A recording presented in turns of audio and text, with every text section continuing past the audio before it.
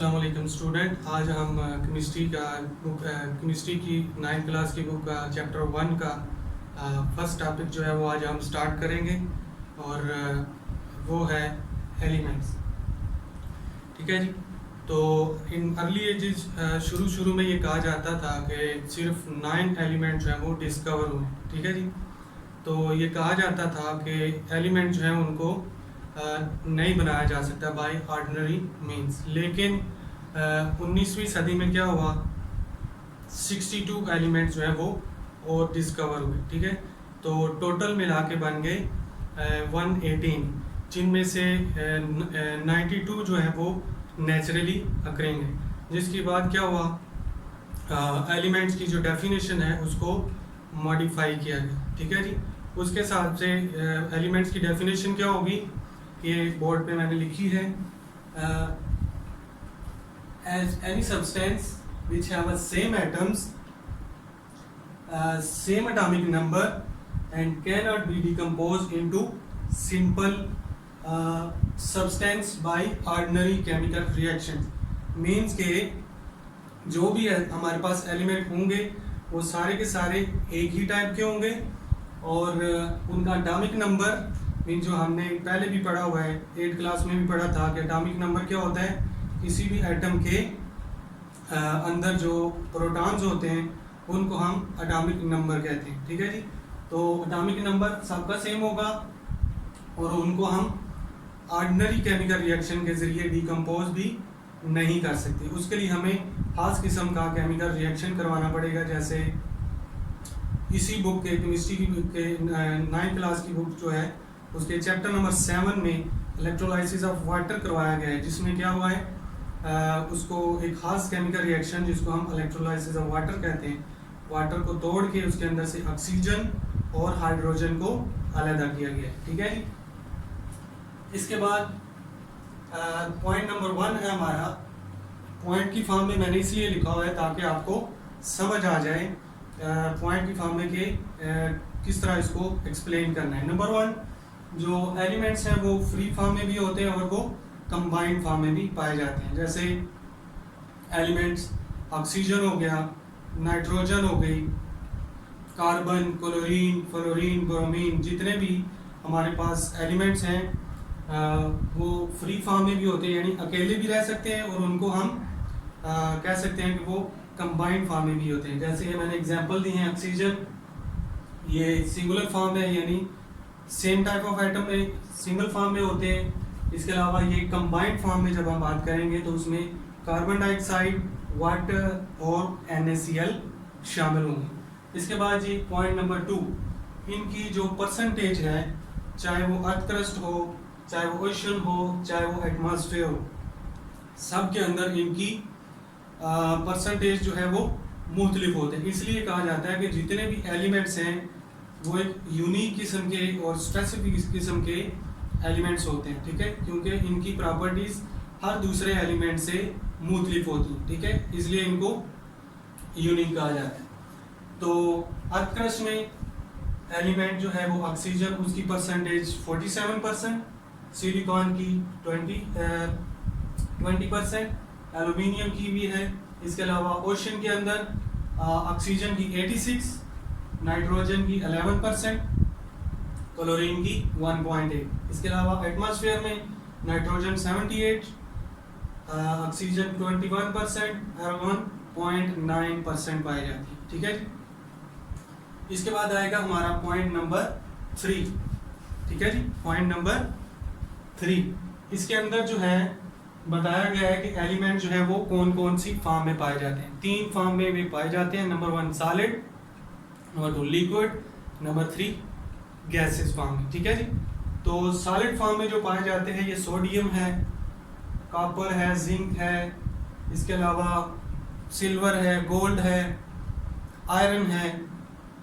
ये जो मेटल्स हैं ये सॉलिड फॉर्म में पाई जाती हैं। इसके अलावा लिक्विड फॉर्म में जो पाई जाती हैं वो है मरकरी, इसके बाद ब्रोमीन, ये 2 जो है वो ये लिक्विड फॉर्म में होती हैं। ठीक है जी।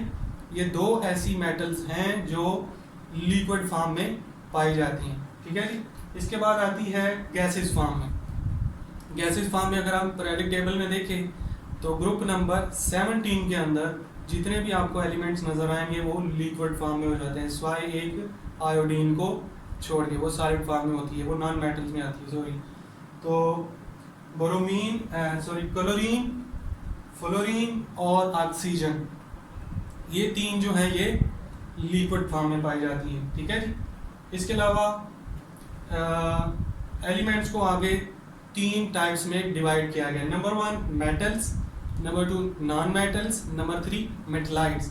मेटल आपको पता है जितनी भी आपको नज़र आ रही है मैंने ऊपर बताई है, सॉलिड फॉर्म है, sodium, copper, zinc, silver, gold. इसके अलावा और काफ़ी सारी मेटल्स हैं, पीरियोडिक टेबल के अंदर आप देखना चाहें तो देख सकते हैं। ये सॉलिड फॉर्म में पाई जाती हैं, इनको मेटल्स कहते हैं। नॉन मेटल्स में जो होती हैं वो आप कह सकते हैं कि वो सॉफ्ट फॉर्म में होती हैं। ठीक है जी, जैसे कि ग्रेफाइट है।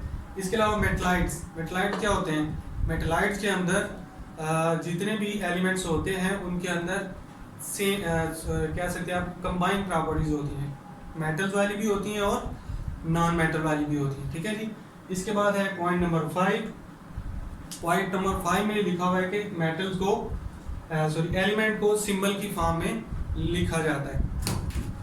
ठीक है जी, इनको एब्रिविएट किया गया होता है। जैसे सोडियम है उसको N, उसका पहला लेटर जो है उसको कैपिटल फॉर्म में लिखते हैं, उसको कैपिटल N से लिखते हैं। इसके बाद ऑक्सीजन है, उसका लिखा हुआ है यहाँ पे ऑक्सीजन, ऑक्सीजन का पहला लेटर आपने कैपिटल फॉर्म में लिखना है, उसको कैपिटल O से लिखेंगे। अगर तो ऐसा एलिमेंट है वो आया हुआ है जिसके पहले 2 मेंबर्स वर्ड जो है आपने लेने होते हैं, तो उसको आप कैसे लिखेंगे? उसके लिए आप पहला लेटर कैपिटल लिखेंगे, दूसरा स्मॉल लिखेंगे। कैसे? जैसे कि क्लोरीन है तो क्लोरीन का हम लिखेंगे Cl, फर्स्ट लेटर कैपिटल, दूसरा स्मॉल। इसके बाद आता है सोडियम। सोडियम जो है इसका भी लिखेंगे हम पहले कैपिटल, दूसरा स्मॉल। ठीक है जी। इस तरह सिंबल जो है वो एलिमेंट्स का लिखे जाते हैं। सिंबल लिखने का मतलब ये है कि इसको हम शॉर्ट फॉर्म में भी लिखें ताकि उनको समझने में भी हमें आसानी हो और इनको आसानी से याद किया जा सके। इसके बाद जी लास्ट वाला हमारे पास टॉपिक है, इसका पॉइंट है पॉइंट नंबर 6, वैलेंसी।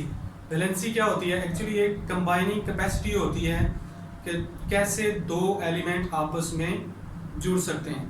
तो कैसे जुड़ते हैं? इन 2 एलिमेंट्स को आपस में जोड़ने के लिए क्या करना होगा? एक एलिमेंट के आउटर मोस्ट शेल में इलेक्ट्रॉन जो है उसकी डेफिशिएंसी होनी चाहिए, मींस के इलेक्ट्रॉन की क्वांटिटी जो है वो 4 या 4 से कम होनी चाहिए। ठीक है, तो वो एटम जिसके आउटर मोस्ट शेल में इलेक्ट्रॉन 4 या 4 से कम होंगे वो क्या करेगा? अपने इलेक्ट्रॉन को लूज करेगा, यानी आउटर मोस्ट शेल से लूज कर देगा। ठीक है, वो इलेक्ट्रॉन ले नहीं सकता। क्यों नहीं ले सकता? क्योंकि उसके लिए 8 इलेक्ट्रॉन करने होते हैं पूरे आउटर मोस्ट शेल में अपना आउटर मोस्ट शेल कंप्लीट करने के लिए। तो उसके लिए इलेक्ट्रॉन देना आसान है बजाय इसके कि वो इलेक्ट्रॉन किसी और एटम से ले। और अगर किसी ऐसे एलिमेंट के साथ जुड़ रहा है जिसके आउटर मोस्ट शेल में 4 से ज़्यादा इलेक्ट्रॉन है, यानी 5 हैं, 6 हैं, 7 हैं, तो उसको इलेक्ट्रॉन 6 या 7 देना मुश्किल है। ठीक है, और 2 या 3 जितने भी कम है उतने लेना आसान है। इस वजह से 4 से कम एटम होंगे तो इलेक्ट्रॉन एटम जो है आउटर मोस्ट शेल में से इलेक्ट्रॉन लूज करेगा और दूसरे एटम को दे देगा। इस तरह आपस में एटम जुड़ के एक नया एटम या केमिकल बना लेंगे। तो ठीक है, और जितने इलेक्ट्रॉन दे के या ले के वो दोनों एटम आपस में जुड़ेंगे वो उसकी वैलेंसी कहलाएगी। अब देखते हैं कि वो आपस में कैसे जुड़ते हैं। जैसे सोडियम है, इसके आउटर मोस्ट शेल में 1 इलेक्ट्रॉन होता है और ये किसके साथ जुड़ती है? क्लोरीन के साथ। इसके आउटर मोस्ट शेल में 7 इलेक्ट्रॉन होते हैं। ठीक है जी, तो 1 इलेक्ट्रॉन देना इसका आसान है बजाय इसके कि ये क्लोरीन से 7 इलेक्ट्रॉन लेके बॉन्ड बनाए। तो ये क्या करेगी? सोडियम अपना इलेक्ट्रॉन क्लोरीन को देगी, उसके 8 हो जाएंगे, इसका आउटर मोस्ट शेल खाली हो जाएगा और पीछे वाले शेल में उसमें इलेक्ट्रॉन पूरे हैं, ऑक्टेट कंप्लीट है। इस वजह से क्या होगा? ये इलेक्ट्रॉन इसको दे देगी, तो क्या बन जाएगा NaCl। 7 इसका एक इलेक्ट्रॉन लेके क्लोरीन के 8 पूरे हो जाएंगे। इस तरह ये NaCl हमारे पास बन जाएगा। तो इसने एक इलेक्ट्रॉन लूज किया तो इसकी वैलेंसी +1 होगी। +1 और -1 क्यों लगाते हैं? क्योंकि हर एटम के अंदर जो है प्रोटॉन्स और न्यूट्रॉन्स की तादाद बराबर होती है, ठीक है जी। तो जो ही प्रोटॉन निकलता है शेल के अंदर से, एटम के अंदर से, तो क्वांटिटी प्रोटॉन की और न्यूट्रॉन की चेंज हो जाती है। जैसे प्रोटॉन निकला, प्रोटॉन कम हो जाएंगे, पीछे क्या होगा, न्यूट्रॉन जो है तो न्यूट्रॉन बढ़ जाएंगे, जिसकी वजह से इसके अंदर कमी आ जाएगी, जिसकी वजह से प्रोटॉन की कमी की वजह से पॉजिटिव चार्ज इसके ऊपर नेगेटिव चार्ज आएगा, जिस फिर क्या बनेगा NaCl, ठीक है। तो इसके ऊपर माइनस इसलिए आया कि इसने इलेक्ट्रॉन गेन किया है। गेन करने से इलेक्ट्रॉन पे नेगेटिव चार्ज है, आउटर मोस्ट शेल में इलेक्ट्रॉन बढ़ेंगे, जिसकी वजह से उसके ऊपर नेगेटिव चार्ज आएगा, ठीक है। ये था हमारा आज का टॉपिक। मिलते हैं नेक्स्ट वीडियो के साथ।